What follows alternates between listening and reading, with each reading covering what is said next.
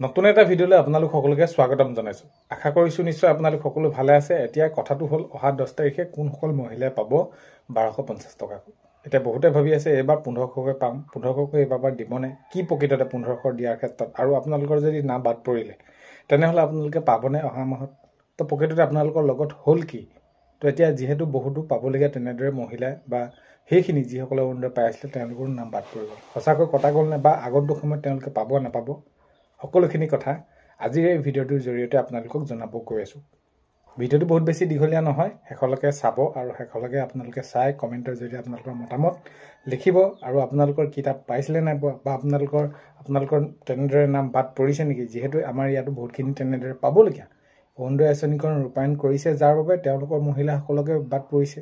কোনোবা বিশেষভাৱে সক্ষম লোক আছে যদি তেওঁলোকৰ বাদ পৰিছে। তো এইখিনিতে আপোনালোকক এটা অনুৰোধ কৰিম, চেনেলটোলৈ যদি আপোনালোক নতুনকৈ আহিছে চেনেলটো ছাবস্ক্ৰাইব কৰাৰ লগতে কাষতে থকা বেল আইকনটো প্ৰেছ কৰি অল কৰি থ'ব, যাতে নতুন এটা ভিডিঅ' দিয়াৰ লগে লগে আপোনালোকে আগতীয়াকৈ চাবলৈ পায়।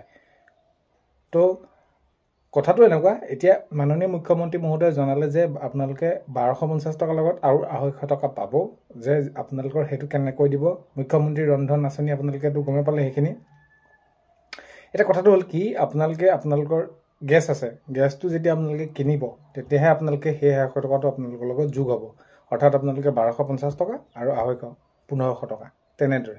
তো আপোনালোকে মাহে মাহে, এতিয়া ধৰি লওক আপোনালোকৰ 10 তাৰিখ আহি আছে, 10 তাৰিখে আপোনালোকৰ সেই 250 টকাটো সোমাই নাযায় আপোনালোকৰ একাউণ্টত। অৰ্থাৎ আপোনালোকে মাহে মাহে 1500 টকা নাপায় অৰুণোদয় আঁচনি।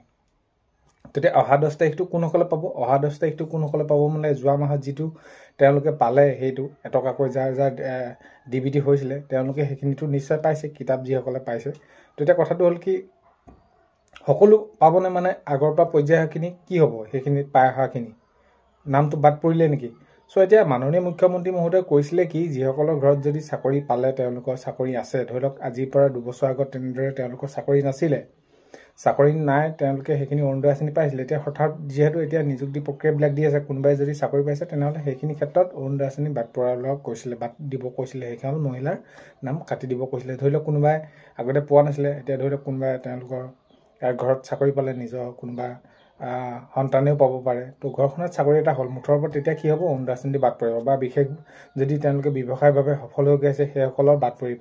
তো এতিয়া কথাটো হ'ল কি, যিসকলে পাব লাগে, যিসকলে পাবলগীয়া তেওঁলোকে কাটি দিলে। বিশেষভাৱে সক্ষম আঁচনিখন ৰূপায়ণ কৰা হৈছিলে কাৰ বাবে, ধৰি লওক বিশেষভাৱে সক্ষম লোকৰ বাবে, বিধৱা মহিলাৰ বাবে, অবিবাহিত ঘৰতে যিসকল মহিলা আছে তেওঁলোকৰ বাবে, দুখীয়া দৰিদ্ৰ সীমাৰেখা তলৰ পৰিয়ালৰ মহিলাৰ বাবে। তো সেইসকলকে দিব লাগে। তো এতিয়া তেনেদৰে বহুতখিনি বাদ পৰিছে। তো এইখিনিতে আপোনালোকে এটা কথা মন কৰিব, মাননীয় মুখ্যমন্ত্ৰী মহোদয় যিহেতু শেহতীয়াকৈ তেতিয়া জনাইছিলে যে আপোনালোকে অৰুণোদয় আঁচনি 4-5 মাহলৈও আপোনালোকে হয়তো নাপাব পাৰে, আৰু যদি আপোনালোকে নাপায় তেতিয়া আপোনালোকক একেলগে দিয়া হ'ব বুলি সেইখিনি জনাইছিলে। আৰু এই যে অৰুণোদয় আঁচনি 3 শুভাৰম্ভ কৰিলে, তেতিয়াও এইটো কথা জনাইছিলে যে ছেপ্টেম্বৰ মাহৰ পইচাটো আপোনালোকে ফেব্ৰুৱাৰীত পাব। তো সেইখিনি কথা বিশেষ বহলাই নাথাকোঁ, কথাটো হ'ল কি, কিন্তু মাননীয় মুখ্যমন্ত্ৰী মহোদয়ে তেনেদৰে কৈছিলে যে আপোনালোকৰ যদি মাজতে এইখিনি আপোনালোকে নোপোৱাকৈ আছে তেনেহ'লে আপোনালোকে একেলগে পাব। তো কেতিয়া পাব সেইটো ঘোষণা কৰা নাই। কাৰণ কেলৈ, চাওক, এইসকল যদি মহিলাক বাদ পৰি যায় বা বাদ পৰি দিয়ে তেনেহ'লে তেওঁলোকে আঁচনিখন ৰূপায়ণ কৰিব কাৰ বাবে।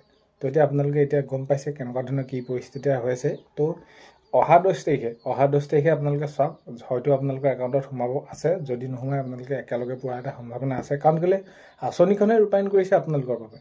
চ' সেইটোৱে আপোনালোকে আৰু বহুত বেছি চিন্তা কৰাৰ প্ৰয়োজন নাই, নিশ্চয় আপোনালোকে পাব। আৰু বহুতে বহুত ভাগে কৈ আছে, কিন্তু চাকৰি যিসকলে আছে সেইসকলে কাটিব কৈছে, ব্যৱসায়িকভাৱে যিসকল সফল হৈছে সেইসকলক কাটিব কৈছে।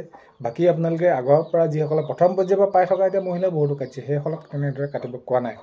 যদি কিবা কাৰণত আপোনালোকৰ এতিয়া ধৰি লওক এই নোসোমায় অহা মাহটো, অহা 10 তাৰিখে, তেতিয়াহ'লে আপোনালোকে ৰ'ব 2-3 মাহ, তাৰপাছত আপোনালোকে সেইখিনি গম পাব। যদি আপোনালোকে তাৰপাছতো নোসোমায় তেনেহ'লে গম পাব যে এই আঁচনিখন ৰূপায়ণ কৰাত যি তেনেদৰে সেইখিনি কামবিলাক কৰিছে, তো অলপমান নিশ্চয় খেলি মেলি এটা হৈছে।